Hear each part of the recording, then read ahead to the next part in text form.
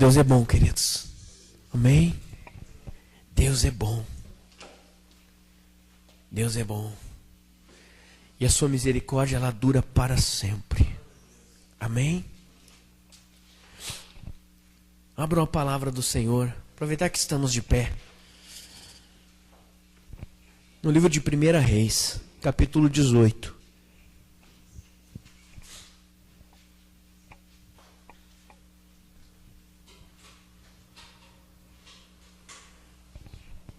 Aleluia. 1 Reis, capítulo 18, versículos 32.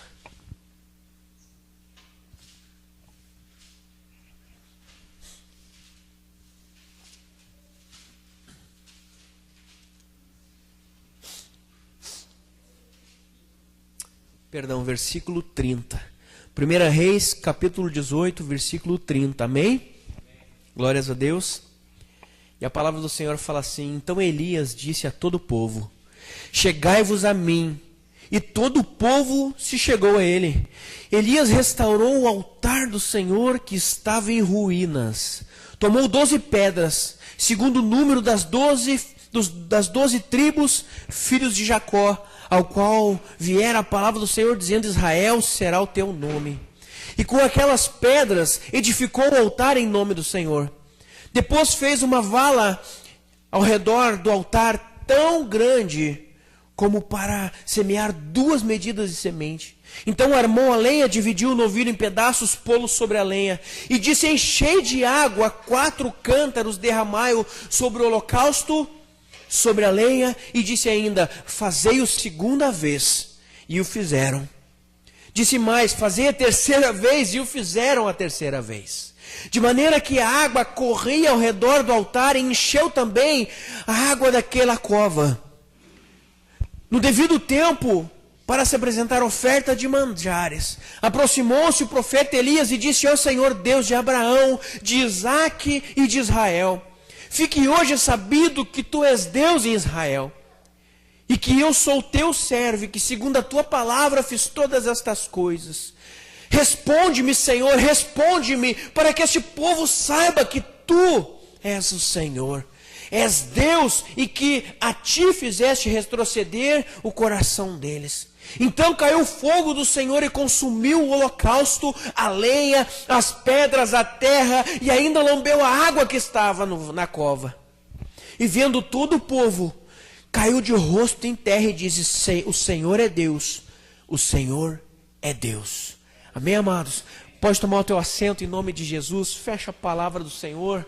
Aquele que deseja, aquele que quiser, mantenha aberta para te ir conferindo conforme a mensagem. Em nome de Jesus, Pai, nós agradecemos pela oportunidade de estar na tua presença e pedimos, Pai, que o Senhor abençoe a sua palavra. Em nome de Jesus. Amém e amém. Amém, amados? Aqui é uma narrativa do profeta Elias, no momento em que ele enfrenta 400 homens, 400 profetas de Baal, 400 pessoas contra um único Deus, um único homem servo de Deus. Mas a mensagem não é sobre esse enfrentamento. A mensagem hoje, ela tem a ver com a nossa campanha, com o tema da campanha. Avante. Reconstruindo altares. Amados, à medida que avançamos, algumas vezes nós abandonamos altares que outrora eram para adoração. Altares no decorrer da nossa caminhada que nós usávamos para adorar a Deus.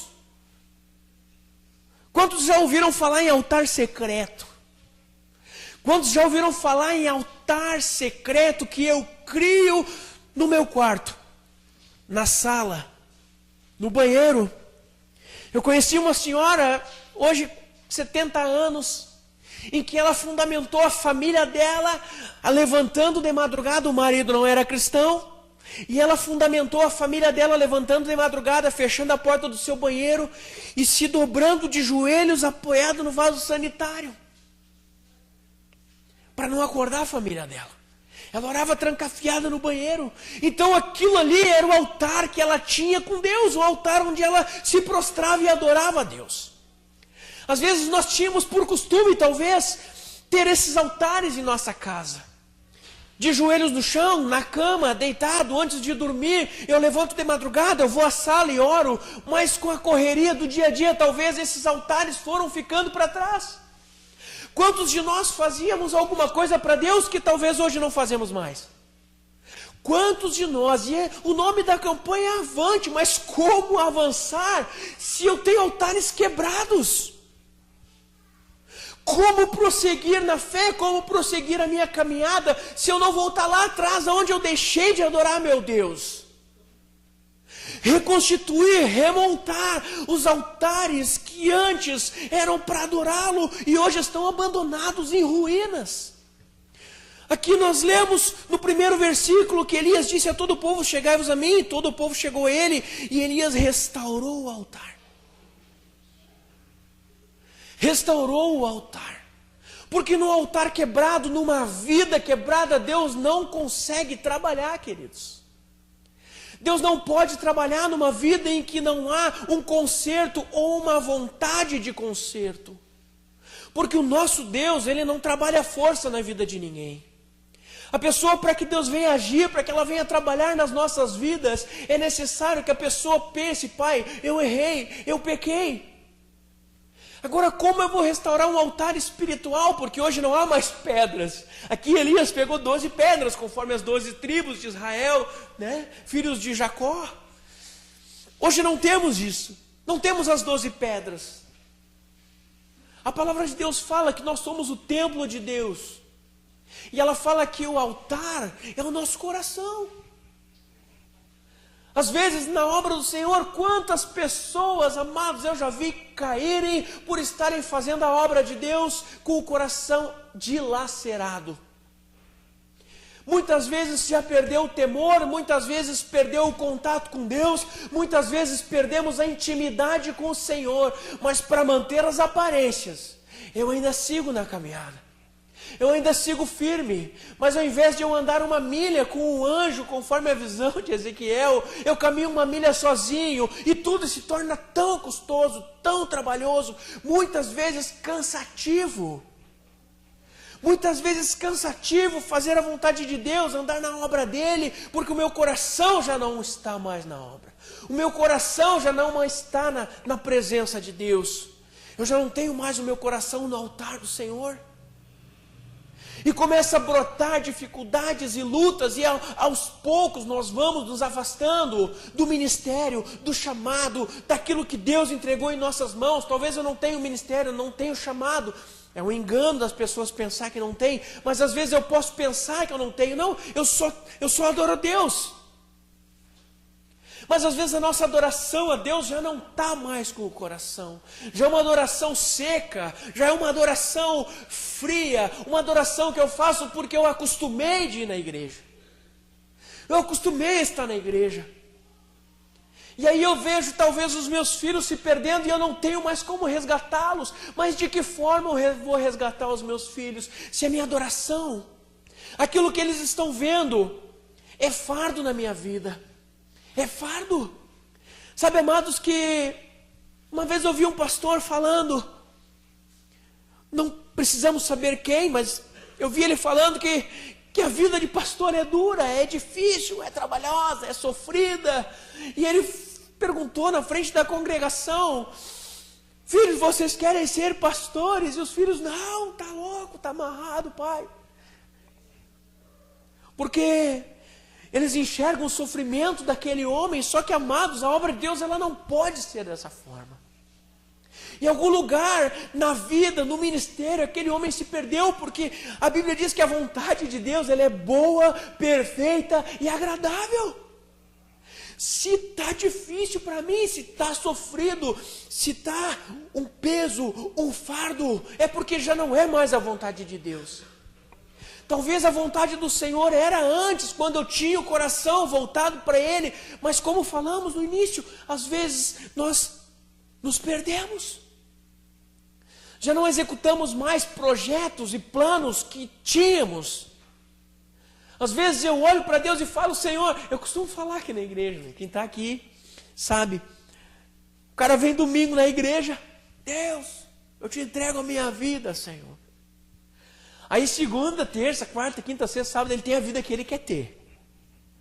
Aí no outro domingo, Deus, eu te entrego a minha vida. E Deus, de certo, olha lá de cima e fala assim, que vida, cara? Tu já me deu domingo passado, tu não tem mais vida. A tua vida já é minha, tu já me entregou. O problema é que na segunda-feira a gente quer pegar de volta a vida que nós demos para Deus. E nisso nós pecamos, nisso nós erramos, nisso nós caímos, nós defraudamos a promessa de Deus em nossas vidas. Nós atrasamos as coisas que Ele tem para nós. Porque, queridos, Deus tem prosperidade para nós. Mas quem sabe, quem está aqui, sabe que quando eu falo prosperidade, amados, eu não quero falar riquezas, eu estou falando prosperidade nos 4 níveis: emocional, espiritual, familiar, profissional, também, claro. Mas não é isso que eu estou falando, porque a palavra de Deus, quando fala prosperidade, ela fala não faltar nada, ter uma vida plena, não fala riquezas. Ah, mas Deus vai te prosperar. É claro que vai, nada vai me faltar. Nada vai me faltar. Nada. Nada. Mas nós deixamos esse lugar que Deus arrumou para nós. Nós deixamos o lugar da habitação desse Deus. Nós trocamos o lugar que Ele escolheu para nós. Uma das passagens mais lindas que eu conheço é na hora da morte de Moisés. Porque todo mundo sabe que Moisés, ele contemplou a terra prometida, mas ele não pôde entrar lá. Todos nós sabemos disso, né? Não preciso recapitular aqui. Sabemos disso. Moisés, Deus falou, olha, por causa do teu erro, por causa do teu problema, tu contemplarás com os teus olhos a terra prometida, mas tu não pisarás lá. Só que através da vida de Moisés, da retidão de Moisés, da obediência de Moisés com Deus, chega um momento na caminhada que Deus fala, Moisés, está na tua hora, filho. Acabou. E isso vai chegar para cada um de nós, fica tranquilo. Eu acho interessante, porque o cristão, ele quer ir para o céu. Quantos querem ir para o céu aqui? Quantos querem morrer? Todo mundo quer ir para o céu, mas ninguém quer morrer, né? Morrer não, está amarrado isso aí, pastor. Amém, está amarrado, então não morra. Mas quanto mais tarde tu morrer, mais tarde tu vai para o céu. Verdade ou não? Aí Deus olha para Moisés e fala, Moisés, já está na hora de entrar, mas tu não vai. Tu não vai. Eu me emociono, amados, porque o que Deus falou para Moisés me servia.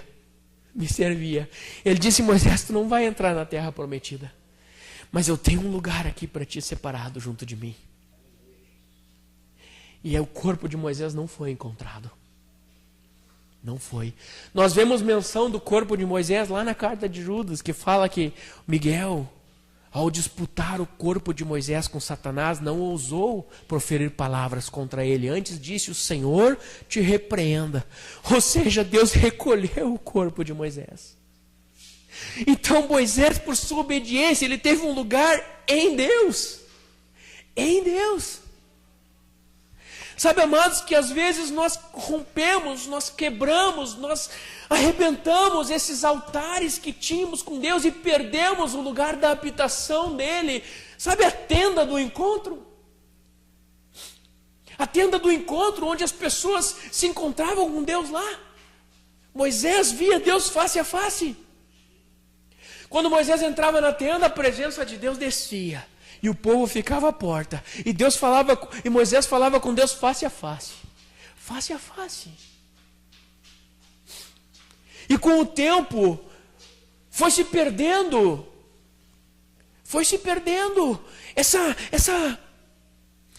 Essa comunhão, essa intimidade com Deus. Aí nós podemos sim avançar, mas se nós não restaurarmos essa intimidade, nós vamos avançar capengas. Nós vamos avançar 2 passos para frente, 3, 4 para trás, 5 para frente, 10 para trás, e a gente fica assim, e não sai do lugar, o nosso ministério não anda, a nossa vida não cresce, não há a prosperidade que tanto fala, que no nosso entendimento hoje aqui, seria não faltar nada, porque quando nós entramos no reino de Deus, nós precisamos nos desligar dos outros dois reinos que existem aqui. Existem 3 reinos, queridos, no âmbito espiritual ou humano. 3 reinos, que é o reino do homem, o reino das trevas e o reino de Deus. O reino do homem muitas vezes ajuda o reino das trevas. Porque o homem é avarento, porque... Então há como tu andar no reino das trevas e no reino dos homens ao mesmo tempo. Mas existe um reino de Deus, que é o lugar onde Ele habita, que nós conseguimos entrar. Porque a Bíblia diz que nós veremos a Deus com fé e santidade e adoração. Nossos olhos espirituais podem contemplar, mas antes de entrarmos nesse reino, nós precisamos desfazer, sair do reino dos homens e rejeitar o reino das trevas. Mas isso é uma mensagem para outro dia. Eu só fiz uma alusão aqui sobre nós voltarmos atrás, aonde começamos a errar. Talvez não estamos errando, talvez não estamos em pecado, mas talvez enfraquecemos na fé. Talvez a nossa obra parou e nós às vezes nem sabemos como parou. Simplesmente foi parando aos poucos. Foi parando. Eu tenho um amigo meu, queridos, que é um baita de um ministro de louvor. Sabe aquele homem que tu olha para ele e diz, esse cara tem um chamado lindo. Irmão, eu vejo em ti o mesmo chamado que eu vejo nesse cara. Tens um ministério lindo nas tuas mãos. Lindo.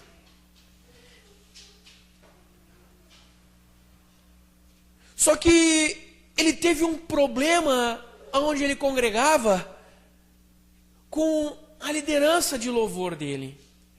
E aí ele entrou em contato comigo, Rodrigo, como tá? E eu, e a obra? Ele, a obra tá, eu saí do louvor, eu estou faxinando a igreja. Eu, amém, graças a Deus, tu tá fazendo a obra. Porque para mim, tu sabe que não tem, louvor, é faxina e tal. Eu, sim, claro, obra de Deus é obra de Deus. Não importa o que fazemos, desde que seja para Deus. Mas o teu chamado, como está? Aquilo que Deus deu nas tuas mãos, como está? Porque existem vontades de Deus, a vontade central, aquilo que Ele escolheu para nós, e a vontade permissiva. Ele estava vivendo a vontade permissiva de Deus. Olha, eu até permito que tu fique aqui, tá na minha vontade, porque está seguindo os caminhos, vem aos cultos, ora, busca, jejua. Mas o centro da vontade de Deus é que Ele estivesse adorando. E eu falei com ele esses dias, onde foi que tu te perdeu? E ele falou, pastor, eu já não sei mais. Eu não sei mais quando foi. E eu fiz um trabalho com ele ali na hora, para voltar no tempo. Aonde foi que ele deixou de buscar Deus? Quando foi que ele deixou de adorar Deus? Para que ele pegasse esse altar quebrado, sabe, essas pedras que estavam destruídas, remontasse, reconstituísse esse altar. Amados, quantas pessoas conhecemos que hoje estão afastadas dos caminhos? Quantas pessoas? Quantas pessoas conhecemos que têm ministérios que Deus chamou e hoje estão apagadas? Hoje não são mais lâmpadas que postas em cima das mesas? Não são. Não estão sendo usadas, não estão sendo ousadas em Deus, não estão fazendo o que é a plena vontade de Deus. Quantas pessoas perdidas, quantas pessoas congregando em lugares errados porque ainda não se encontraram. E ontem mensagem que foi falada aqui, dita aqui, proferida aqui por Deus através da pessoa do irmão Lucas, foi quem sois vós. Às vezes nós não sabemos quem somos, nós ainda não sabemos ou nos perdemos. Nos perdemos. Perdemos o rumo, perdemos o fio da meada, perdemos a intimidade e o relacionamento com Deus. Perdemos. E não nos damos conta quão importante é para a nossa vida andar com Deus. Sabe o fino trato com Deus? Sabe? O profeta Elias, ele chegou diante do altar quebrado. E ele reparou esse altar. Reparou. Reconstruiu. Refez.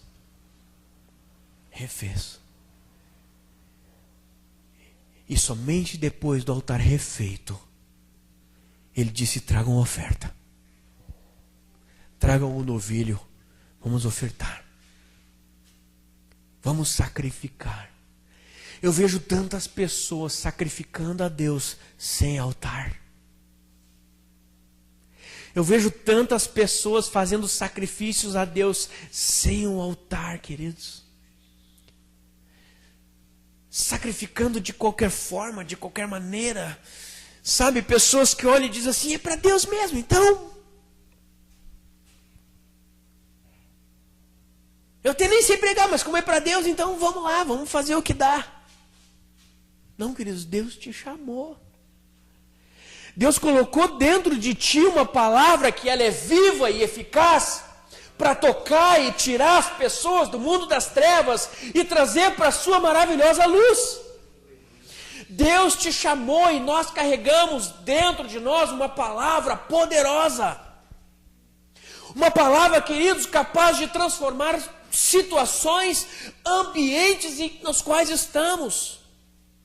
Capaz de mudar. E eu falo que muitas vezes nós nos deixamos envolver pelo ambiente que estamos, quando Cristo, que é o nosso mestre, o nosso guia, o nosso Deus, nunca se deixou influenciar, e sim influenciava o ambiente onde ele entrava. Jesus, em todo lugar que ele chegava, ele mudava, ele transformava. Era morte, agora é vida. Era água, agora é vinho. Quantas vezes estamos como uma água insonsa e quando chegamos aos pés da cruz do Calvário e tocamos nela e tocamos em Cristo, nos transformamos num vinho na presença de Deus. Algo com sabor, algo bom. Não estou fazendo apologia aqui, bebê, eu nem gosto de vinho, nem tomo nada, queridos. Não é isso. Estou falando um vinho novo, o vinho de Cristo. Amém? Aquele vinho que entra dentro de nós espiritualmente e transforma nossas vidas. Transforma. E muitas vezes nós esquecemos que carregamos essa palavra. E nós talvez a perdemos. Talvez a perdemos. Sabe quando tu busca e já não acha mais? Quando tu procura e já não encontra mais? Talvez a nossa oração, ela esfriou de tal maneira que nós já nem sentimos mais a presença de Deus. Nem sentimos mais. Se torna uma oração vazia, uma oração muito mais por obrigação, porque eu sou crente. Deus não nos chamou para ser crente, queridos. Deus não nos chamou para ser crente. Deus nos chamou para ser filhos. Filhos dele. Filhos, herdeiros de Deus e co-herdeiros com Cristo. Agora, amados, nós precisamos voltar lá atrás. Onde nos separamos da promessa. Onde nós nos separamos daquilo que Ele colocou nas nossas mãos. Fogo. Fogo aos seus ministros. Vento aos seus anjos.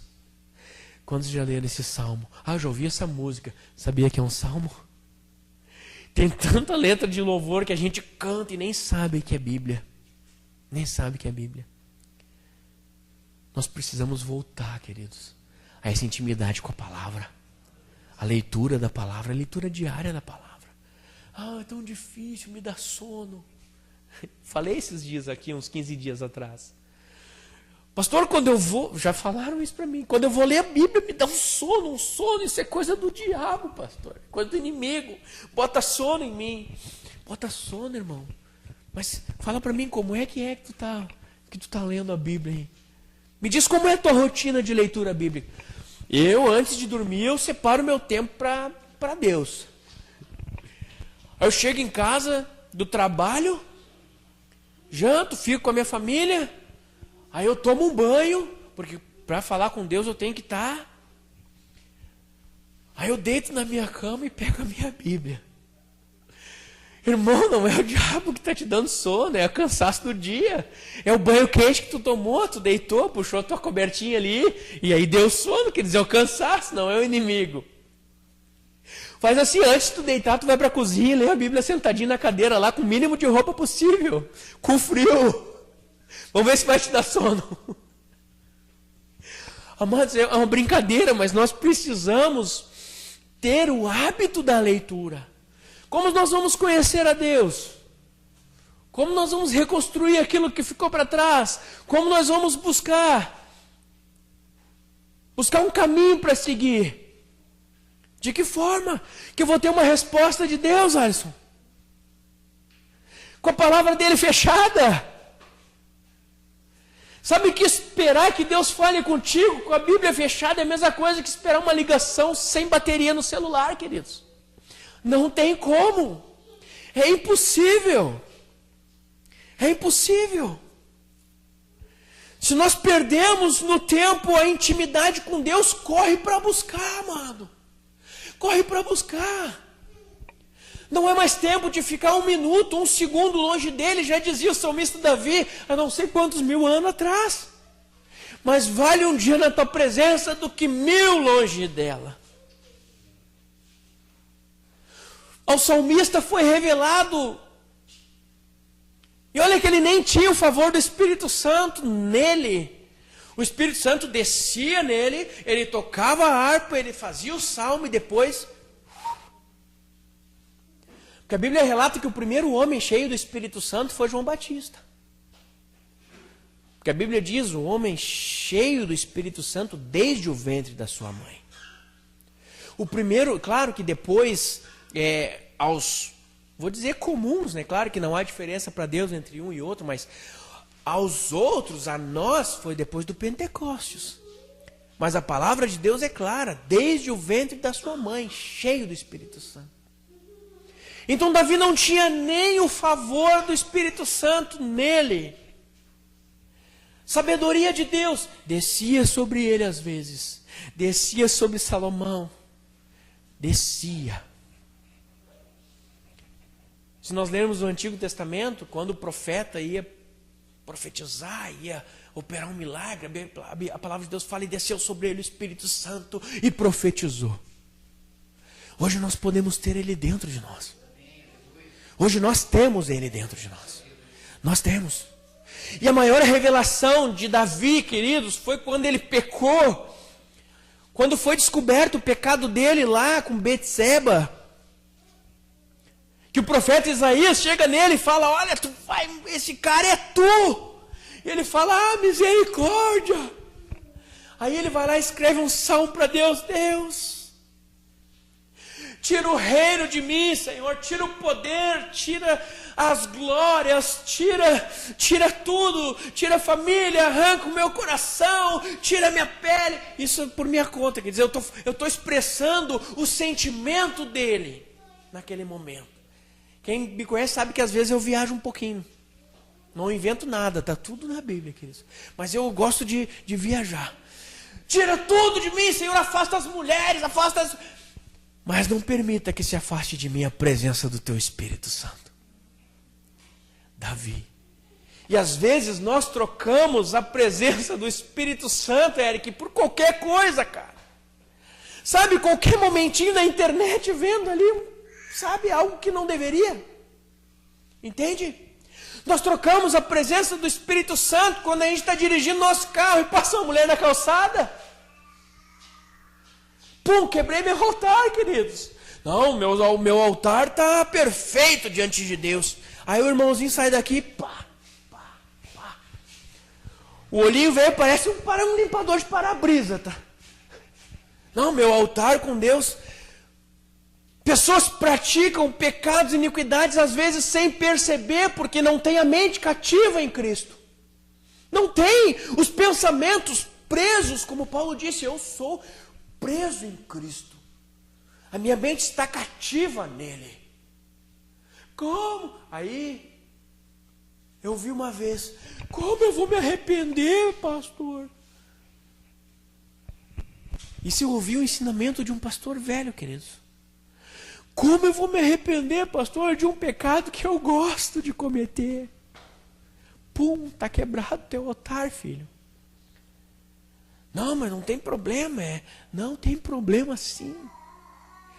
Primeiro, para de cometer o teu pecado. Depois Deus vai botar o arrependimento no teu coração. Mas para. Conserta a tua vida diante de Deus. Muda a tua história diante de Deus. Quantas vezes nós não chegamos para Deus e falamos, Deus, eu não vou mais errar. E 2 minutos depois, no mesmo erro, nós caímos.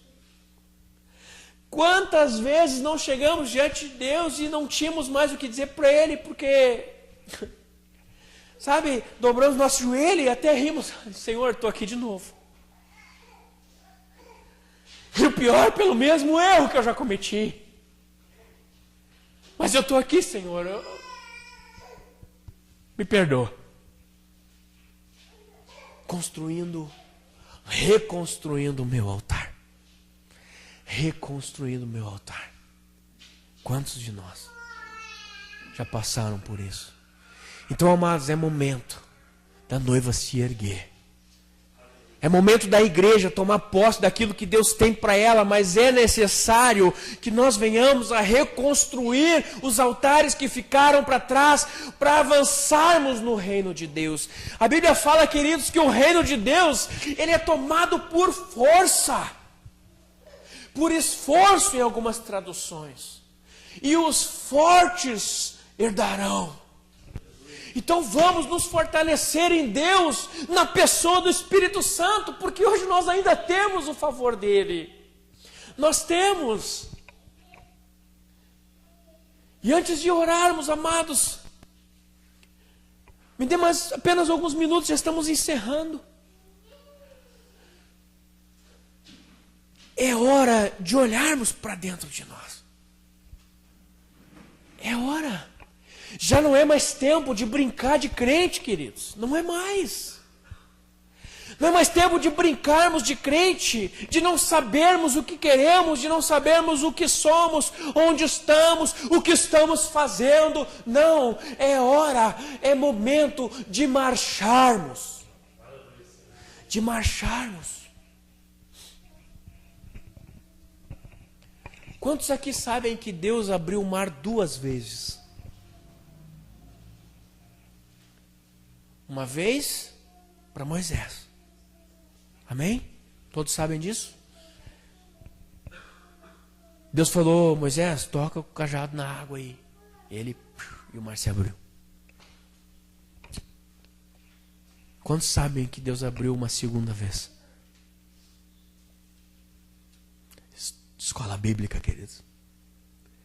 Para Josué, amados.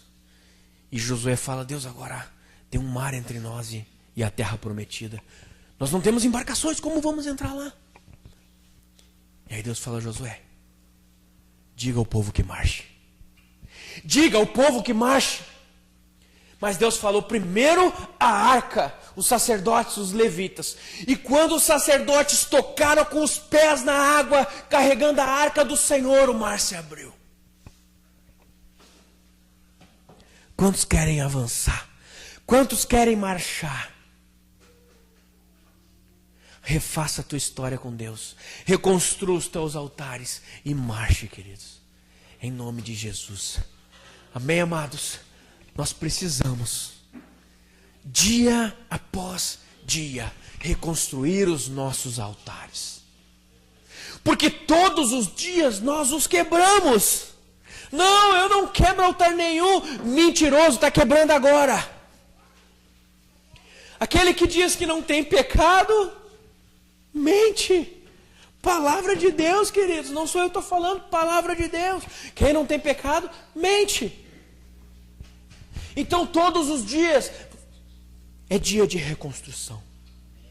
Todo dia quando eu acordo, quando eu vou dormir, eu preciso dobrar o meu joelho e reconstruir a minha história com Deus. Reconstruir a minha caminhada com Deus.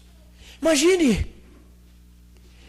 se eu perco o hábito de buscar Deus. Imagine se eu perco o hábito de orar, de ler a palavra. Para desviar é isso aqui, queridos. É isso aqui. E eu posso sim estar desviado dentro da igreja. Nós conhecemos pessoas 15, 20 anos dentro da igreja sofrendo. Sofrendo. Porque não tiveram ainda a revelação de quem Cristo é. Estão na igreja por uma religião. Estão na igreja porque são crentes. Mas ainda não entenderam que são filhos. Ainda não tiveram entendimento de Cristo, da pessoa de Cristo, do lugar que Ele tem. Sabe, amados, que a Bíblia diz que nós fomos gerados em Cristo, nas suas entranhas, desde antes da fundação do mundo, queridos. A Bíblia diz que o livro foi escrito antes do mundo ser mundo. Antes do mundo ser mundo. Nossos nomes, nossa vida, nossa história. Cada dificuldade vem junto num pacote que Deus nos deu. Cada fraqueza está incluída nessa carne pecaminosa que nós estamos presos. Agora existe algo que pode nos desprendê-la, chama-se Espírito Santo de Deus. Porque Deus pegou um corpo físico e colocou alma e espírito ali dentro. Ouvimos isso naquele congresso de adoração, não foi? Colocou um corpo dentro de um corpo, uma alma e um espírito que estão sempre lutando, sempre brigando. O espírito tentando construir e a alma tentando desconstruir. Que coisa mais louca. E isso é o que somos. Isso é o que somos. Só que existe algo a mais em nós. Que Deus disse: eis que vos dou outro Consolador.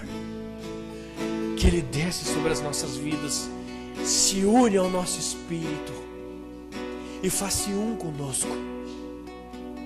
E quando nós habitamos nele, nas regiões em que Ele vive. O que é isso, pastor? Região que Ele vive, o que? Efésios fala que toda sorte de bênçãos já nos foram dadas nas regiões celestiais. Como eu estou com uma região celestial, querido, sendo um homem espiritual. E como eu sou um homem espiritual, ou mulher espiritual, vivendo no Espírito.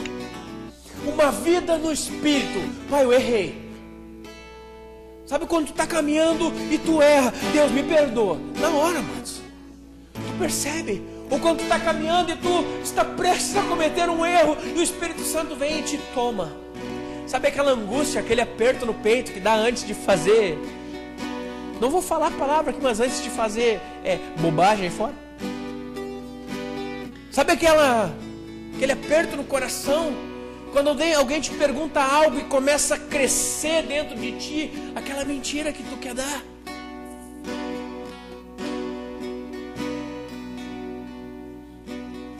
Às vezes nós erramos, amados. Erramos. Diariamente. Mas o Espírito Santo está aí para nos trazer de volta a essência da adoração. Te coloque de pé em nome de Jesus.